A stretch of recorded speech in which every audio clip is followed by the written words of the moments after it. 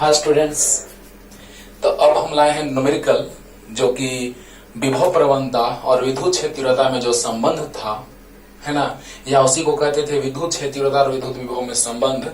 उस पे क्वेश्चंस, इस पे हर एक टाइप के क्वेश्चंस बन जाएंगे आज के लेक्चर के बाद। पिछले क्लास में हम एक न्यूमेरिकल कराए थे, आप देखे होंगे कि किस बिंदु पर विभव कितना होगा, है ना, कम होगा या ज्यादा होगा, रटने की कोई जरूरत नहीं थी, चिन्ह से कोई टेंशन नहीं था। जैसे ही हम सोचे थे आ गया था, एक बिंदु का विभव दिया था, दूसरे बिंदु का विभव आ गया था। बस एक बात दिमाग में रखना था, जो हम आपको डिटेल में समझा चुके हैं पिछले क्लास में। 20 बार से कम तो नहीं बोले होंगे क्या, कि विद्युत क्षेत्र की दिशा में विद्युत विभव का मान घटता जाता है। और उसी पे क्वेश्चन आ गया IIT 2001 का, 2001 का क्वेश्चन। ये IIT 89 का है, जो एक पे निर्भर करता है, किसी एक का फलन है, चाहे x का, चाहे y का, चाहे z का। ये क्वेश्चन जो आपको दिख रहा है जेईई मेंस 14 और 15 का, जो 15 वाला है जेईई मेंस 15 का क्वेश्चन, वो HC वर्मा का हूबहू 858 नंबर क्वेश्चन है। बस यहाँ पे 20 था HC वर्मा से आपके बुक में, और ये 25 है। तो सबसे पहले आप क्वेश्चन पॉज करके लिखिए, फास्ट, जल्दी से क्वेश्चन पॉज करके लिखिए। हो गया? चलिए आते हैं हम लोग क्वेश्चन की ओर। पहले का सॉल्यूशन, पहला क्वेश्चन जो बना रहे हो 89 है ना, 89 का क्वेश्चन है। देखिए y भी बराबर दिया था 4x² क्वेश्चन में, यानी जो विभव है वो सिर्फ x का फलन है।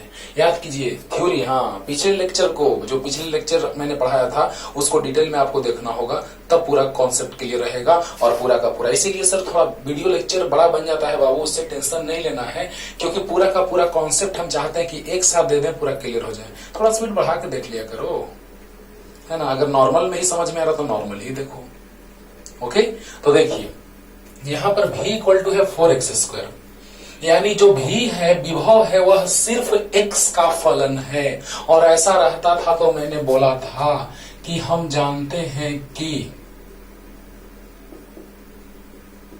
सिर्फ एक का, चाहे x का, चाहे y का, चाहे z का, तो याद है बच्चों -dv/dx। सिर्फ एक परिवर्तित होने वाला है, सिर्फ एक है। हम एग्जाम्पल भी लेते हैं ऐसे कि अगर एक भाई रहे तो सब उसी का हो जाएगा, जितना भी रहेगा प्रॉपर्टी होगा ना। हाँ, लेकिन अगर एक से ज्यादा का फलन रहेगा, जो लास्ट क्वेश्चन 4 के बाद 5th नंबर है ना, उसको हम बतलाएंगे आपको डिटेल में कि उसमें x y z तीनों बदलने वाले रहेंगे, x y z तीनों बदलने वाले रहेंगे, और इसमें सिर्फ x बदलने वाला है। यानी कि अगर एक है तो कंप्लीट, पूरा का पूरा अवकलन, कंप्लीट डिफरेंशिएशन, और अगर एक से ज्यादा रहता है तो पार्शियल डिफरेंशिएशन। अगर एक से ज्यादा भाई है तो सबको थोड़ा थोड़ा मिलेगा, अरे प्रॉपर्टी जितना भी रहेगा सबको थोड़ा थोड़ा। लेकिन यहाँ पर एक ही है तो सब पूरा, यानी कंप्लीट डिफरेंशिएशन, यानी -d/dx ऑफ भी मतलब 4x²। 4 बाहर आ जाएगा, x² का डिफरेंशिएशन 2x। चलिए ऐसे करते हैं, पावर से गुना, पावर -1 -8 x का पावर 1 यानी x, ये x आ गया। बिंदु दिया था क्वेश्चन में, किस बिंदु पर, तो 1 मीटर, 0 मीटर, 2 मीटर पर। तो x कितना हो गया, 1 मीटर। अरे वाह वाह, तो x बराबर आ गया -8 × 1 यानी -8 वोल्ट पर मीटर। -8 क्या बतला रहा है, ये यही बतला रहा है कि मान आएगा प्लस में और दिशा आएगा माइनस में। मान तो प्लस में, दिशा माइनस बतला रहा है क्या, कि एक सच के ऋणात्मक दिशा में होगा, है ना। क्लियर हो गया होगा बच्चों, एक ही बार में एकदम, कोई समझाने की जरूरत नहीं है। एक पे परिवर्तित, एक पे निर्भर करने वाला है तो -dv/dx होगा। भी के जगह पे 4x², 4 बाहर कांस्टेंट है, x² का 2x या पावर से गुना पावर -1, तो -8x, x का वैल्यू 1 रखेंगे तो 1 रखने पे -8 आया। यानी कि पहले यहां तक उतारिए, जल्दी क्लियर हो गया होगा बच्चों, जल्दी पॉज करके लिखिए। बिंदु x बराबर 1 रख दिए, जल्दी फास्ट हो गया। एक पे निर्भर करता हो तो dv बाई dx, x पे तो dv minus dv by dx। तो देखिए ex बराबर आ गया -8 वोल्ट पर मीटर, यानी मॉड ले लेंगे तो ex बराबर आ गया 8 वोल्ट प्रति मीटर या वोल्ट मीटर इनवर्स, और माइनस क्या बतला रहा है, तो x अक्ष के ऋणात्मक दिशा में, और शायद ऑप्शन नंबर ए था ये वाला। Okay, option number A. अरे बोलो यार, तो यस सर। -8 वोल्ट पर मीटर मतलब मान हो गया 8 और माइनस मतलब दिशा यानी ऋणात्मक, एक्स अक्ष के ऋणात्मक दिशा में। क्लियर हो गया होगा। ओके, तो जल्दी लिख लीजिए, नंबर 2 पे आते हैं। लेकिन इससे पहले क्वेश्चन आपको देते हैं, होमवर्क जल्दी हो गया।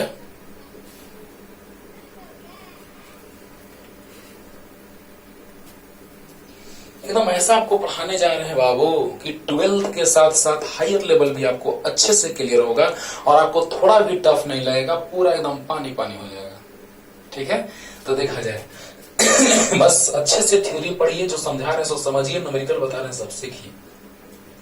अब एक क्वेश्चन है कि भी दिया था, बस ये भी ट्रिपल का क्वेश्चन है, लेकिन हम चाह रहे हैं कि आप बनाइए इसको। क्वेश्चन था ऐसे, v equal to 20/x² - 4 volt. तो बोल रहा था कि x इक्वल टू 4 माइक्रोमीटर पर बताना है कि विद्युत क्षेत्र तीव्रता क्या होगा। अब आप बताइए, यहाँ पे v जो है वो सिर्फ किसका फलन है, x का। थोड़ा सा हिंट दे रहे हैं, बाकी आप बनाइएगा। और ऑप्शन 4 लिखा था, लेकिन ऑप्शन नहीं देंगे रे बाबा। क्यों? क्योंकि आप बनाइएगा तो कॉन्फिडेंस आएगा, अपने से बना के हमको कमेंट में आंसर बताइएगा। राइट, तो Ex equal to minus dv by dx। Del क्यों नहीं, why, why not, why not, ये क्यों और ये क्यों नहीं?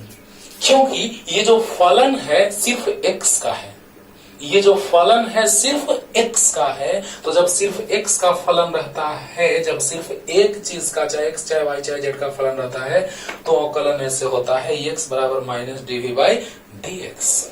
तो अवकलन कर लीजिएगा u बाई v पे, ब्रेक कीजिएगा, x का मान रखिएगा। हाँ, आंसर आएगा वोल्ट प्रति माइक्रोमीटर में। वाई क्यों? क्योंकि यहाँ वोल्ट है और दूरी है माइक्रोमीटर में, तो वोल्ट प्रति माइक्रोमीटर।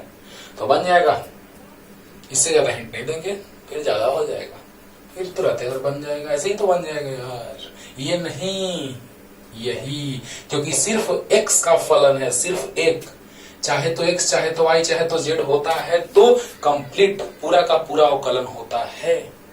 जल्दी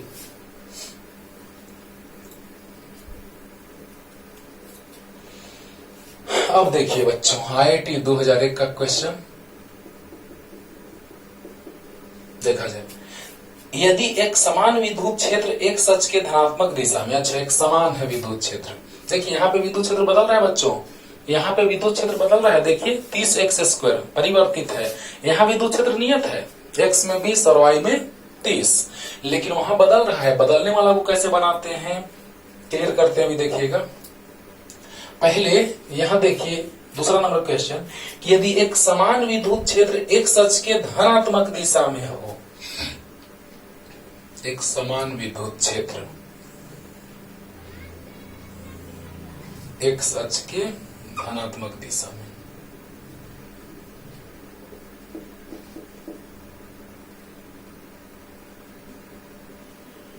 ये y अक्ष है, इसी को एक सच मान लेते हैं आगे बढ़ा के। क्वेश्चन समझिएगा बच्चों पहले, और ये y मूल बिंदु पर a बिंदु है, x बराबर +1 सेंटीमीटर पर b बिंदु है, और y बराबर +1 सेंटीमीटर पर c बिंदु है। वाह, क्या कह रहा है क्वेश्चन समझिएगा। यदि एक समान विद्युत क्षेत्र एक्स अक्ष के धनात्मक दिशा में बिंदु ए मूल बिंदु पर, एक समान विद्युत क्षेत्र मतलब कि विद्युत क्षेत्र का मान सब जगह समान है कि अलग अलग, तो समान है। विद्युत क्षेत्र का मान हर जगह समान है, एक समान विद्युत क्षेत्र है तो हर जगह विद्युत क्षेत्र की तीव्रता एक समान। और बिंदु ए मूल बिंदु पर सही है, बिंदु बी x बराबर +1 सेंटीमीटर पर तथा बिंदु सी y बराबर +1 पर, बी x बराबर +1 पर और सी y बराबर +1 पर हो तो बिंदुओं ए बी तथा सी पर विभव के लिए सत्य होगा। तो ए बी और सी पर विभव के लिए सत्य कौन है यही बताना है। तो ए पर विभव मान लिया मैंने VA, बी पर VB और सी पर VC। समझिएगा बच्चों, अब मिटा रहे इसको, अब इसका काम खत्म। ऑप्शन का काम रहेगा इसीलिए यहां तक क्वेश्चन खत्म। क्लियर है? तो देखिएगा बच्चों, अच्छा याद करो, बहुत बड़ा बात, एनसीईआरटी का फर्स्ट पॉइंट हम बतला रहे थे इसमें, तो हम बोले थे कि विद्युत क्षेत्र की दिशा में विद्युत विभव का मान घटता जाता है। विद्युत क्षेत्र की दिशा में विद्युत विभव का मान घटता जाता है, क्या मैंने बोला है? तो यस सर। तो देखिए, तो हाँ, समविभव तल भी पढ़ाएंगे, अगला टॉपिक ही है इस लेक्चर के बाद समविभव तल। तो देखिए, यहां से जब हम आगे जाते जाएंगे तो जैसे ही आगे जाएंगे तो एक बार सिचुएशन यहाँ आएगा। तो यहाँ पर विभव का मान हर जगह बराबर, यहाँ हर जगह बराबर, हर जगह बराबर, यानी यही है समविभव तल कि अगर विद्युत क्षेत्र रेखाएं से हैं तो उसमें जो तल होगा उस पर सभी जगहों पर विभव समान होगा। सब प्रूफ के साथ बतलाएंगे अगला टॉपिक समविभव तल में। तो देखिएगा, और ऐसे ही सोचिए ना कि आगे बढ़ेंगे तब न घटेगा, क्षेत्र की दिशा में जाएंगे तब न घटेगा, और यहाँ पे आ जाएगा आके रुक गए तो यहाँ पर उतना ही मतलब ए और सी पर विभव बराबर, यानी VA बराबर VC। गजब। और आगे बढ़ेंगे तो विभव घटता जाएगा, यानी कि घटेगा, यानी VB छोटा हो गया, यानी ये दोनों बराबर लेकिन VB उससे छोटा। यानी लिख सकते हैं कि VA बड़ा है VB से और VC भी बड़ा है VB से, और एक बात, VA बराबर है VC के। तीन बातें यहां से क्लियर होगा।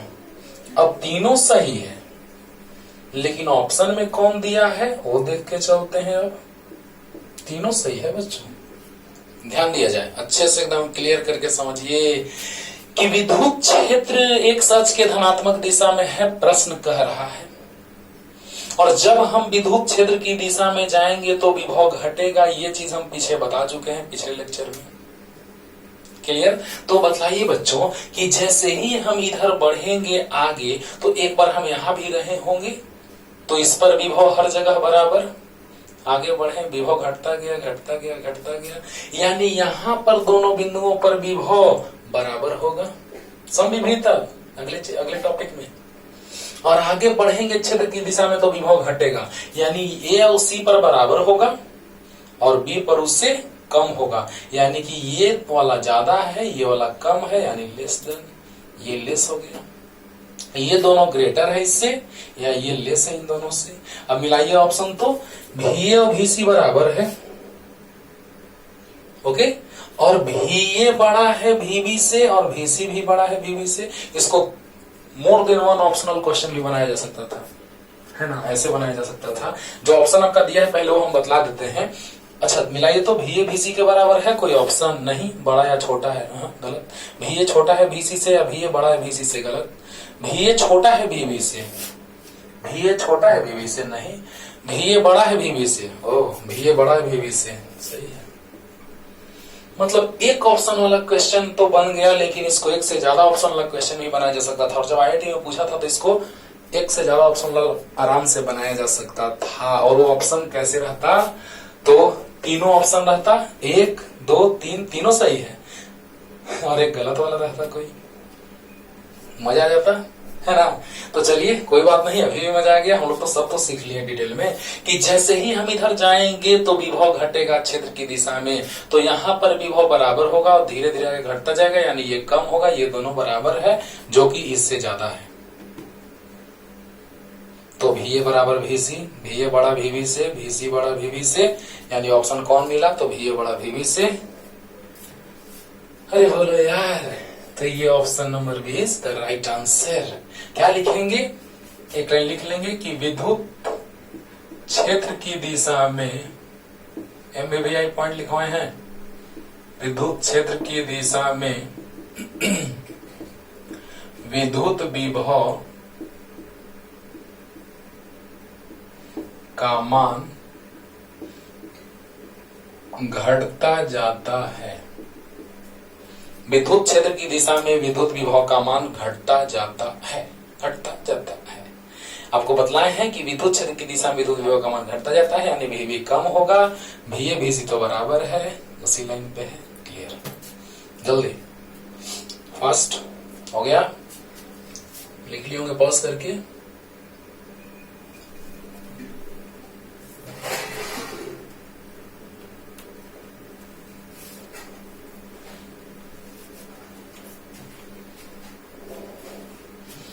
नेक्स्ट क्वेश्चन बच्चों, जेईई मेंस 14 का क्वेश्चन। नेक्स्ट क्वेश्चन का सॉल्यूशन।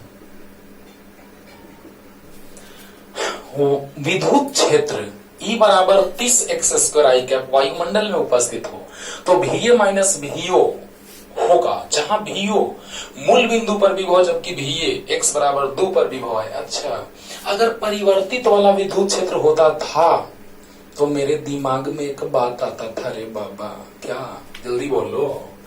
तो अकॉर्डिंग टू क्वेश्चन E बराबर दिया है 30x² I कैप न्यूटन प्रति कूलम। अंडरस्टूड? हाँ, E बराबर दिया है परिवर्तित और हम जानते हैं स्थिति सदिश, याद है याद कि परिवर्तित रहेगा तो, अरे सर मजा आ गया। -E.dr तो बतलाए ही थे आप सर, बाकी लिमिट ले लेते थे हम लोग, RB से RA तक और VB से VA तक। वाह सर, ये तो हम पढ़े ही हैं पिछले लेक्चर में। तो यही तो बात है सर, पढ़ना होगा आपको, है ना, तुमको पढ़ना पड़ेगा, है ना। तो यहाँ DV, तो DV परिवर्तित हो रहा है VB से VA तक, तो R परिवर्तित हो रहा है RB से RA तक। यही यूज, ऐसा ही हम कॉन्सेप्ट यूज करेंगे। पहले इसको मिटा देते हैं बच्चों, पिछले लेक्चर में मैंने पढ़ाया है। चलिए तो देखिए, तो DR, तो DXI cap plus DYJ cap plus DZK cap, इसको दो तरह से सोच सकते हैं। अगर I वाला है तो सिर्फ I वाला ही रहेगा, क्योंकि I डॉट I 1 होगा। I डॉट J 0 होता है, I डॉट K 0 होता है, ऐसे भी सोच सकते हैं। बोलो बोलो बोलो। यानी अगर I है तो I सिर्फ सोच सकते हैं, नहीं तो यहां देखो, VO मूल बिंदु पर विभव जबकि VA x बराबर 2 पर विभव है, यानी x का जिक्र कर रहा है मूल बिंदु, और ये x2 कह के हमको कह दिया कि मूल बिंदु पर जो बिंदु है उसको तुम x सिर्फ लेके चलो, यानी 0। अरे x y z 0 तीनों होता है यार, लेकिन वहां पे मूल बिंदु पर हम सिर्फ x सोचेंगे, इसलिए क्योंकि VA x के बारे में ही जिक्र कर रहा है। तो यहां से भी पता चल गया कि बेचारे DY साहब जो हैं और DZ साहब जो हैं वो दोनों बेचारे 0 हो गए। हाँ, तो DR बराबर DXI कैप। गजब गजब। अब देखिए सर, हम जानते हैं कि we know that, अरे क्या जानते हैं जी, तो DV बराबर होता है -E.dr। अरे वाह, लिमिट बाद में, पहले समझते हैं तब लिमिट, याद है। तो सोचो बच्चों, DV बराबर -E.dr, E सदिश डॉट dr सदिश। माइंड इट, क्लियर करो बच्चों। अगर ये x है I कैप तो सिर्फ हम I कैप के बारे में सोचेंगे, ये दोनों 0 होगा, ऐसे सोच सकते हैं। या यहां सिर्फ x के बारे में कह रहा है तो मूल बिंदु सिर्फ x से वाला लेंगे यानी yz 0। अरे वाह वाह yz 0 रे बाबा। क्लियर। तो अब देखिए dr सदिश बराबर dx i cap plus dy j cap plus dz j cap में से दोनों जीरो हो गया यानी dx i कैप बच गया। ई सदिश दिया हुआ है, dr सदिश आ गया है। अब देखिए थोड़ा देर में रखते हैं limit. dv minus E 30x² i cap और dr डॉट डॉट दो सदिशों का अदिश गुणनफल dx i कैप। इतना लिखो ना तब आगे बढ़ते हैं बाबू इसी में, नहीं तो एक लाइन और बढ़ाते हैं। लिमिट अभी बाद में। dv इक्वल टू माइनस 30 बाहर ले लेते हैं कांस्टेंट x² dx और i डॉट आई डॉट गई नहीं, आई डॉट आई। ठीक ना, क्लियर हो रहा है ना बच्चों। यानी कि dv का इंटीग्रेशन इक्वल टू माइनस 30 बाहर x² dx I dot I. बस लास्ट स्लो मोशन में रिपीटेशन कर रहे हैं। dv equal to minus E dot D R होता है, पिछले लेक्चर में मैंने पढ़ा है। dv को ऐसे ही छोड़ दीजिए, माइनस 30 बाहर x² dx आई डॉट आई। ओके, तो जल्दी से लिख लीजिए, इतना लिखिए जल्दी से। फर्स्ट हो गया।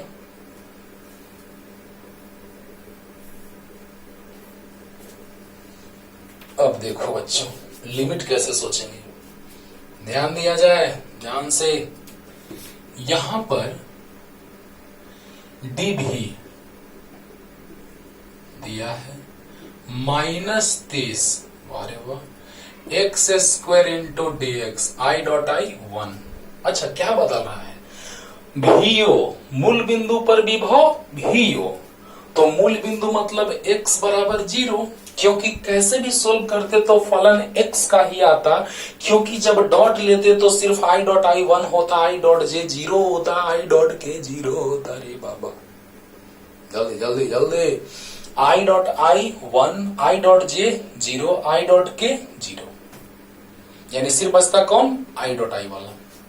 तो मूल बिंदु यानी x का फलन है इधर और इधर v का फलन है, यानी इधर x का बात अगर हम लोग कर रहे हैं तो x मूल बिंदु से, तो मूल बिंदु पर x 0, तो मूल बिंदु पर विभव v हो। वाह। और x बराबर 2 पर विभव v है। ओहो, अरे हो गया यार। जहां भीओ मूल बिंदु पर विभव, यानी भीओ मूल बिंदु यानी x0 पर विभव और vx बराबर 2 पर विभव है, तो va x बराबर 2 पर विभव है, तो dv का इंटीग्रेशन v होगा माइनस 30 x² dx। तो पावर में 1 ऐड करेंगे, उसी पावर से डिवाइड करेंगे। अरे भूल गए यार, x² dx इंटीग्रेशन पावर में 1 ऐड होता है, उसी से डिवाइड होता है, तो upper limit minus lower limit equal to minus 30/3 x का पावर 3 0 से 2 तक। तो आ गया va माइनस vu माइनस 10। चलिए अब 2 का पावर 3 रखेंगे, माइनस 0 का पावर 3 रखेंगे। पहले रखते हैं अपर लिमिट, फिर रखते हैं लोअर लिमिट, तो अपर लिमिट का पावर 3 माइनस लोअर लिमिट का पावर 3, यानी तो मिटा सकते हैं, तो आप लिख लिए होंगे। तो आ गया माइनस 10 इंटू 8 माइनस 0 8, 2 2 जा 4 2 जा 8, तो माइनस 80 वोल्ट। माइनस 80 वोल्ट रे बाबा, यानी आंसर आ गया minus 80 volt, C option. Is the right answer. Clear हो गया होगा, समझाने की जरूरत नहीं है। अब पावर में एक जुटा उसी से भाग हुआ, 3 दहा 30 माइनस 10, 2 का पावर 3 माइनस 0 का पावर 3 यानी कि 8 दहा 80 माइनस 80। क्लियर? क्लियर। जल्दी उतारिए बच्चों, फास्ट।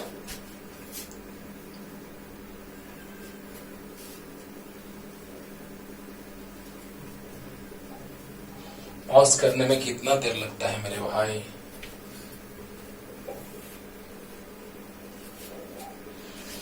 चलिए नेक्स्ट क्वेश्चन है, वायुमंडल में विद्युत क्षेत्र उपस्थित है, दिया हुआ है। 4 नंबर क्वेश्चन का सॉल्यूशन। ओके, वायुमंडल में विद्युत क्षेत्र दिया हुआ है, बढ़िया। ई सदिश बराबर 25 आई कैप प्लस 30 जे कैप। यही क्वेश्चन सेम टू सेम आप बना के देखिएगा 58 नंबर HCV का। जेईई मेंस 15 में पूछा है 5 साल पहले। अब सोचिए HCV कब का बुक है। अब सोचिए यही क्वेश्चन यहाँ पे 20 आई कैप था, यहाँ 30 जे कैप था, और हूबहू वही क्वेश्चन। यानी कहने का मतलब कि ई सदिश बराबर दिया हुआ है 25 आई कैप प्लस 30 जे कैप न्यूटन पर कूलम। ठीक है, अब बताइए जब x और y के फॉर्म में है तो हम लोग को तुरंत दिमाग में आना चाहिए कि अच्छा विद्युत क्षेत्रता दिया है, वो तो स्थिति सदिश लेके चलो। तो लेके चलेंगे तो dx i cap plus dy j cap plus dz k cap लिखने वाले ही थे कि हमको इशारा हुआ, आकाशवाणी हुआ, देवकी का 8वां पुत्र तुम्हें ले बीतेगा। तो ये k कैप था, है ना। तो यहाँ पे 0 k कैप होगा तो 0 से मल्टीप्लाई होगा तो ये 0 हो जाएगा, 8वां पुत्र ले बीता, है ना। तो बताइए कि यहाँ पे dr सदिश बराबर आ गया dx i cap plus dy j cap. k cap क्यों नहीं, क्योंकि यहाँ 0 k कैप होता, k कैप से k कैप को गुना करते तो 0 इंटू समथिंग इक्वल टू 0। यानी x y में है तो x y लेके चलेंगे। बस शॉर्ट में दिमाग में ये रखना है कि जितने रूप में रहेंगे, जितने सदिश के रूप में, उतने के रूप में उसको लेके चलना होगा। यानी कहने का मतलब कि E दिया है, dr दिया है, तो E डॉट dr निकाल ही लेते हैं, E डॉट dr, क्योंकि हम जानते हैं कि विभव का खेल खेलना है, क्योंकि मूल बिंदु पर विभव दिया है। देखा जाए क्वेश्चन, वायुमंडल में विद्युत क्षेत्र इतना दिया है, उपस्थित है, यदि मूल बिंदु पर विभव 0 हो तो इतने पर विभव कितना होगा, अरे वाह। यानी विभव का खेल खेलना, यानी वही formula dv equal to minus E dot dr। Clear? हाँ, तो बताइए बच्चों इतना आ गया तो थोड़ा सा सोल्व कर लेते हैं। क्लियर हो रहा है ना बाबू कि dv equal to minus E dot dr। Limit लेना होगा, लिमिट सोच करके हम लोग लेंगे, यही यूज करेंगे। मिटा देते हैं इसको, लिखना यहाँ पे जल्दी लिखिए। हाँ, तो E है 25 आई कैप प्लस 30 जे कैप डॉट dx आई कैप प्लस dy जे कैप। तो कितना आ गया, आई डॉट आई यानी 25 इंटू dx आई डॉट आई 1 होता है, लेकिन आई डॉट जे 0 होता है, खत्म हो गया। जे डॉट आई भी 0 होता है, खत्म हो गया। जे डॉट जे 1 होता है, तो 30 dy जे डॉट जे 1। हम डायरेक्ट ऐसे भी लिख सकते थे, लेकिन चलिए जे डॉट जे लिख देते हैं। Okay, clear? यानी कि 25 आई कैप में dx आई कैप, क्योंकि एक जैसा दो सदिशों का अदिश गुणनफल में एक जैसों का अदिश गुणनफल 1 आता है और अलग जैसों का 0। यानी I dot J, J dot J, I dot I, I dot I, J dot J, के डॉट के 1, लेकिन I dot J 0, J dot के 0, के dot I, J dot I, है ना। ये सब कितना 0, यानी अलग वाला का 0 और एक जैसा वाला का 1। तो क्या आ गया, एक जैसा वाला का 1 आ जाएगा, एक जैसा वाला का 1 आ जाएगा, अलग जैसा वाला का इससे इसमें 0, इससे इसमें 0। क्लियर हो गया होगा। तो एक जैसा वाला का गुना कर दिए 25 dx i dot I, 30 dy j dot J. Clear? तो 25 dx i dot I 1, 30 dy j dot J 1, यानी e डॉट dr जो आ गया वो आ गया 25 dx प्लस 30 dy। ओके, अब देखिए बच्चों, हम जानते हैं कि we know that dv equal to होता है minus E dot D R. इसको तो एकदम माइंड में सेट कर लो, नोट कर लो, लिख लो, dv equal to minus E dot D R. Clear? तो अब देखिए बच्चे, इसको मिटाते हैं, बस ऑप्शन रहने देते हैं। क्वेश्चन क्या कह रहा है हम अभी बताते हैं कि और उसमें क्या है। आपके पास क्वेश्चन तो लिखा हुआ है, पॉज करके आप लिख लिए होंगे, लेकिन हम बतलाते हैं क्या क्या मतलब दिया हुआ है इसमें। हाँ, ध्यान से ई डॉट डी आर आ गया आई डॉट आई 1 जे डॉट जे 1, यानी 25 dx plus 30 dy। Clear? Okay, अब देखिए dv equal to minus E dot D R 25 dx plus 30 dy। तो dv minus 25 dx minus 30 dy। वाह वाह, दोनों को अलग अलग कर दिए, x को अलग, y को अलग। ये अच्छे से क्लियर है? तो यस सर, ये क्लियर हुआ? क्यों नहीं? क्योंकि आप सर इसी का तो मान रखे हैं यहाँ पे, ई डॉट डी आर ही तो रखे हैं सर, तो रख दिए। अब देखिए इसको अलग अलग कर दिए, माइनस इतना प्लस, समाकलन में है प्लस में तो अलग अलग प्लस में हो जाता है, यानी माइनस इतना माइनस प्लस माइनस माइनस इतना, यानी कि माइनस 25 ना 25। तो dv equal to minus 25 dx minus 30 dy। अब देखिए बच्चों क्या कर रहा था क्वेश्चन में, मूल बिंदु पर विभव 0 है। मूल बिंदु माने x 0 y भी 0 पर विभव 0 होगा। मूल बिंदु पर विभव 0 दिया है क्वेश्चन में, तो मूल बिंदु पर x भी 0 y भी 0 तो विभव 0। और जब x 2 है y 2 है तो विभव निकालना है। कुछ भी x2 x4 x5 y3 2 5 कुछ भी रहे, डायरेक्ट पुट कर देंगे। क्लियर हो रहा है ना? हाँ, यानी x मूल बिंदु न रह करके कुछ और रहता, कुछ और से कुछ और तक लिमिट पुट कर देते, y कुछ और से कुछ और तक लिमिट पुट कर देते हैं। अरे वाह, मजा आ गया सर, तो एक ही बार में बहुत सारा क्वेश्चन क्लियर हो गए। क्लियर? तो बताइए बच्चों कि मूल बिंदु पर विभव 0 है और x2 y2 पर विभव भी है। क्लियर? तो बताइए dv का इंटीग्रेशन भी 0 से v तक, 25 बाहर, dx का इंटीग्रेशन x 0 से 2 तक, माइनस 30 बाहर, dy का इंटीग्रेशन y 0 से 2 तक। अपर limit minus lower limit minus 25, अपर limit minus lower limit minus 30, अपर लिमिट माइनस लोअर लिमिट भी माइनस 0 भी, माइनस 25 दूना 50 माइनस 50 माइनस 30 दूना 60, यानी माइनस 110 वोल्ट। कौन ऑप्शन है? ए ऑप्शन है। क्लियर हो रहा है बच्चों? क्लियर हो रहा है ना? यानी कहने का मतलब कि मूल बिंदु पर 0 0 पर विभव 0 और बिंदु x 2 y 2 पर विभव भी, कुछ भी बिंदु रहता पुट करते आंसर आता। dx का इंटीग्रेशन x, dv का भी, dy का y, अपर माइनस लोअर, अपर माइनस लोअर, अपर माइनस लोअर, सोल्व किए आंसर आ गया। क्लियर हो गया होगा? जल्दी लिखिए तो, जल्दी हो गया। आराम से 12th में ऐसा क्वेश्चन आ सकता है बाबू 5 मार्क्स का, इसीलिए हल्के में मत लीजिए क्वेश्चन को। कॉन्सेप्ट क्लियर होगा आपको ये सब क्वेश्चन बनाने से डिटेल में, नहीं तो कोटा पूरा होगा। अब देखिए वो क्वेश्चन जिसका हम बात कर रहे थे, जिसमें सब वेरिएबल हो एक्स वाई जेड तीनों। तो यदि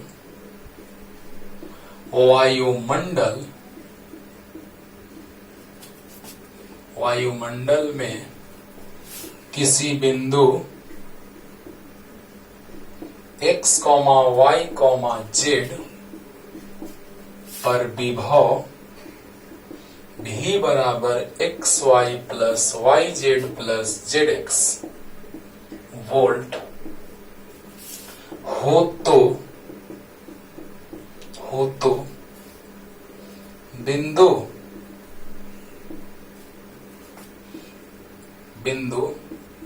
1 मीटर, 1 मीटर, 1 मीटर पर विद्युत क्षेत्र तीव्रता का सदिश रूप तथा इसका मान ज्ञात करें। वाह, तो जल्दी से इसको लिखिए बच्चों, क्लियर करते हैं तुरंत अच्छे से। अब दिखाई दे रहा होगा कि सर इसमें तो एक्स वाई जेड तीनों है सर, तीन भाई है सर, तो अकेला कैसे एक को मिलेगा? सब जितना भी प्रॉपर्टी होगा सब नहीं मिलेगा एक को, यानी आंशिक रूप से मिलेगा, यानी आंशिक अवकलन करना होगा सर। क्लियर? तो जल्दी क्वेश्चन लिखिए। यदि वायुमंडल में किसी बिंदु एक्स वाई इतना 1 पर विद्युत क्षेत्र तथा इसका मान, जल्दी हो गया।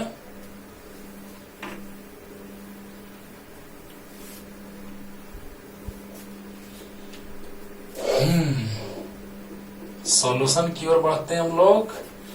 भी दिया है प्रश्न से अकॉर्डिंग टू क्वेश्चन, भी बराबर X Y plus Y Z plus Z X volt.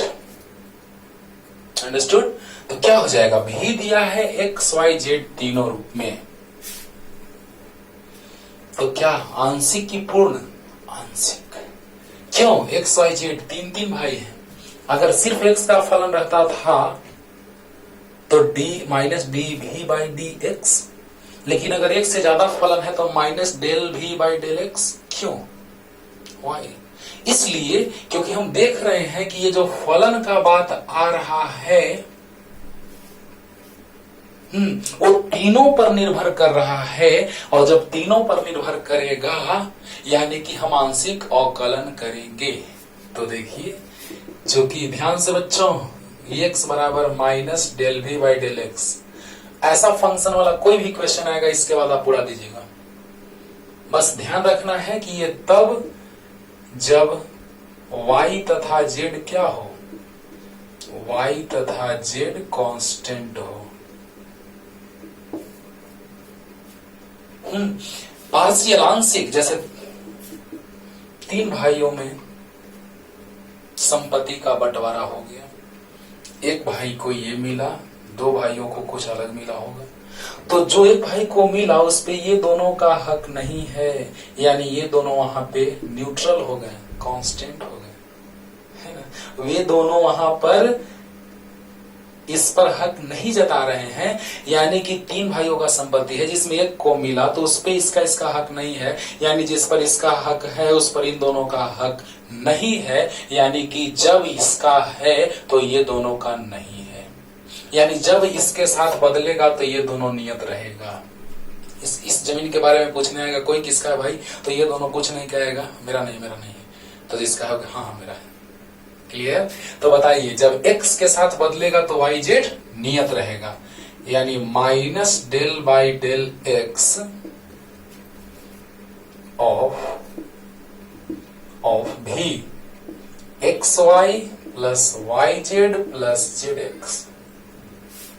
देखिए बच्चों, ध्यान देना है,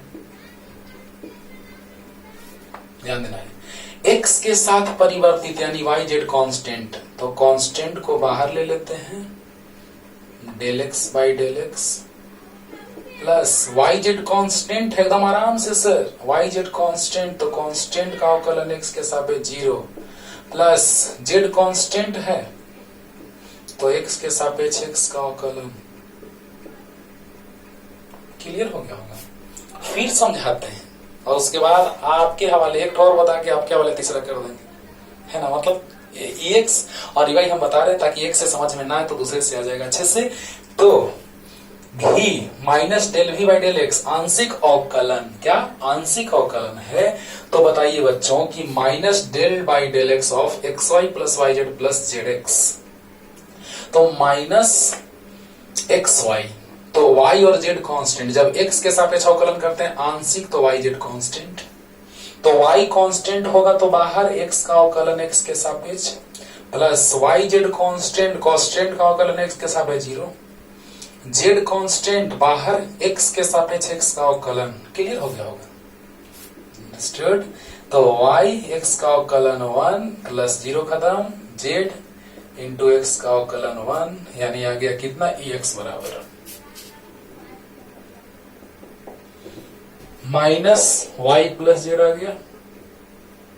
अब ऐसे ही शॉर्ट में भी सोच सकते हैं, देखिए कैसे। जब ex आ गया माइनस वाई प्लस जेड, तो फंक्शन है उसी रूप में X Y plus Y Z plus Z X एक ही रूप में है, तो यहां पर वाई क्या हो जाएगा, देखिएगा समझिएगा, शॉर्ट में समझा रहे हैं पहले। देखिए अगर यहाँ x है तो यहाँ y प्लस जेड है, यहाँ y है तो यहाँ z प्लस x है, यहाँ z है तो यहाँ x प्लस y है,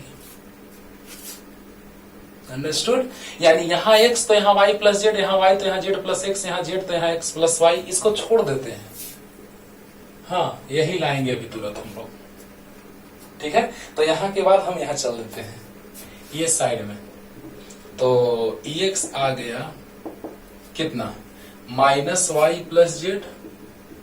ये ट्रिक है सर समझने का, इतना समझदार आप हैं कि इसके बाद का ट्रिक को समझ गए होंगे। और वाई का बात करेंगे तो minus del V by del Y कब, जब x तथा z क्या हो, कांस्टेंट हो। y के सापेक्ष अवकलन करेंगे तो x तथा z क्या होगा, कांस्टेंट होगा। तो minus del by del y X Y plus Y Z plus Z X. वाह समझिएगा ध्यान से बच्चों, एकदम इसी तरह से उसको समझ लीजिएगा, फिर कभी ऐसे में दिक्कत नहीं होगा। क्लियर। तो देखा जाए एक्स वाई तो माइनस, ठीक है, देखा जाए x और z कांस्टेंट है तो कांस्टेंट को बाहर ले लेते हैं, y का अवकलन करते हैं y के सापेक्ष, प्लस z कांस्टेंट है बाहर ले लेते हैं, y का अवकलन करते हैं y के सापेक्ष, प्लस x और z दोनों कांस्टेंट है, तो जब x और z दोनों कांस्टेंट है तो कांस्टेंट का अवकलन y के सापेक्ष 0। समझिएगा, एकदम लास्ट रिपीटेशन करें, क्लियर हो जाएगा आराम से, एकदम स्लो मोशन में। माइनस एक्स वाई, एक्स और जेड कांस्टेंट है, वाई के सापेक्ष अवकलन होगा आंशिक, जिस जमीन पे वाई का हक है उस पर एक्स और जेड का हक नहीं है, यानी वो दोनों कांस्टेंट है वहां पे। तो एक्स कांस्टेंट है तो कांस्टेंट बाहर आ गया, वाई का अवकलन वाई के सापेक्ष प्लस जेड कांस्टेंट है, जेड बाहर आ गया, कांस्टेंट बाहर आ जाता है अवकलन या समाकलन से, और वाई का अवकलन वाई के सापेक्ष। वाह। और एक्स जेड कांस्टेंट है तो वाई के सापेक्ष अवकलन 0। समझ में आ गया होगा। तो minus x into 1 plus Z into 1, 0 तो खत्म।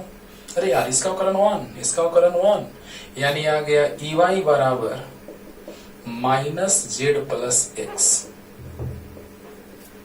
आया बच्चों, देखिए तो ई वाई बराबर minus Z plus X, X plus Z लिखो या जेड प्लस एक्स लिखो, नो टेंशन।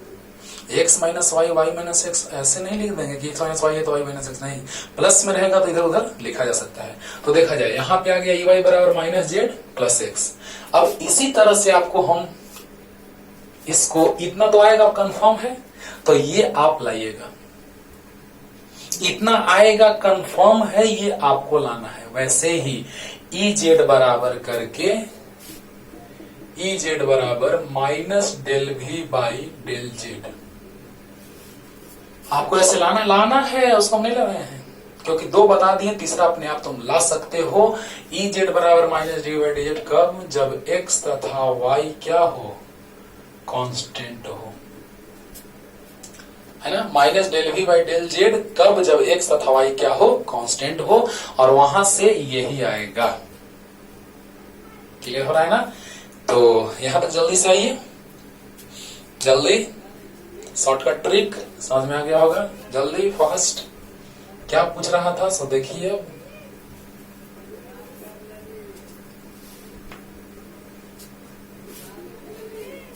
तो क्या आ गया बच्चों? देखा जाए। सदिश ई बराबर होता है ई एक्स आई कैप प्लस ई वाई जे कैप प्लस ई जेड के कैप। तो देखिए, तो सदिश ई बराबर ई एक्स कितना है? Minus Y plus Z. देखिए, ई एक्स तो minus Y plus Z plus E Y तो माइनस जेड प्लस एक्स और ई जेड तो माइनस एक्स प्लस वाई। अरे बोलो यार, अरे बोलो यार। ई एक्स दिया है, आ गया है जो अभी लाए हम। ई वाई अभी लाए, ई जेड अभी लाए। तो बताइए, हाँ बिंदु दिया था प्रश्न में। अकॉर्डिंग टू क्वेश्चन जो बिंदु था, पॉइंट, वो था 1 मीटर 1 मीटर 1 मीटर, यानी x1 y1 z1 सब 1 1। तो सदिश ई बराबर लिख सकते हैं minus 1 plus 1 i cap plus minus minus 1 plus 1 j cap plus minus minus 1 plus 1 k cap. तो सदिश ई बराबर, क्लियर हो रहा होगा बच्चों, minus 1 plus 1 i cap plus minus minus 1 plus 1 j cap plus minus minus 1 plus 1 k cap. तो आ गया सदिश ई बराबर minus 2 i cap minus 2 j cap minus 2 k cap. ये आ गया सदिश रूप। सदिश रूप ही लिखने के लिए बोले थे, आ गया सदिश रूप। और जल्दी से उधर तो लिख लिए होंगे। और इसका मान पूछा था बच्चों।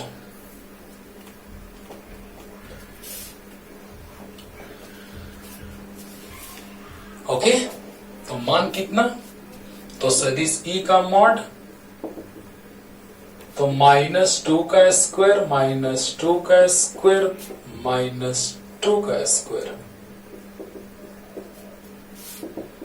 माइनस 2 का स्क्वायर 4 4 4 यानी कि 12। 4 प्लस 4 प्लस 4 12 यानी 4 3 12 2√3 न्यूटन प्रति कूलम। आंसर आ गया। आइए पहले उसको समझाते हैं कैसे हम ऐसे लिखते हैं, उसके बाद वैसे सो बतलाते हैं थोड़ा सा। ये तो क्लियर हो गया होगा कि एक्स वाई जेड का तीनों 1 1 1 है। तो 1 1 2 1 1 2 1 1 2 यानी आ गया ई सदिश बराबर minus 2 i cap minus 2 j cap minus 2 k cap. आया कि नहीं आया? आया। मॉड निकालते हैं तो देखिए तरीका क्या है लिखने का। 11th का 2nd नंबर चैप्टर सदिश सदिश। तो माइनस 2 का स्क्वायर आई के गुणांक का स्क्वायर प्लस जे के गुणांक का स्क्वायर प्लस के गुणांक का स्क्वायर, ऐसे लिखते हैं। 11th में इसको डिटेल में पढ़ाया गया है वेक्टर में, लेकिन कोरोना के प्रभाव के कारण जहां तक सिलेबस हुआ था क्लास में वहां से पढ़ा रहा हूं मैं, लेकिन स्टार्टिंग से वीडियो अपलोड किया जाएगा तो उसमें सब रहेगा डिटेल में। लेकिन अभी शॉर्ट में समझा रहे हैं आपको।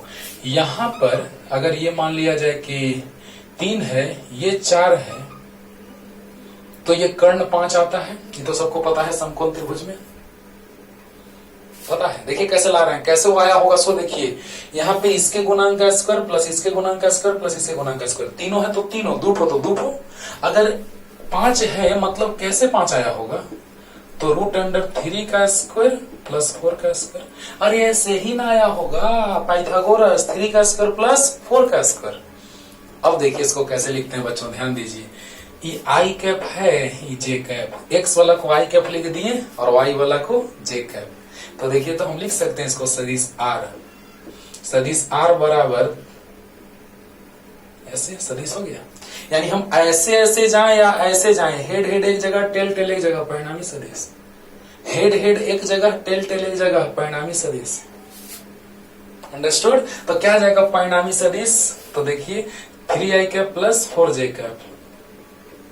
तो देखिए r का मान तो रूट अंडर i के गुणांक का स्क्वायर प्लस j के गुणांक का स्क्वायर। देखिए तो r का मान वही है, 3 के गुणांक i के गुणांक 3 का स्क्वायर और j का गुणांक 4 का स्क्वायर है रूट इतना, जो 5 आएगा। 9 प्लस 16 25 का रूट 5। तब तक के लिए पढ़ते रहिए, खूब पढ़िए, और अगले लेक्चर में हम लाते हैं समवितल, जो भी एक इंटरेस्टिंग कॉन्सेप्ट है जिससे बहुत सारे क्वेश्चंस कंपटीशन में आए हुए हैं, 12th में भी आया है। तब तक के लिए पढ़ते रहिए। Tata bye bye.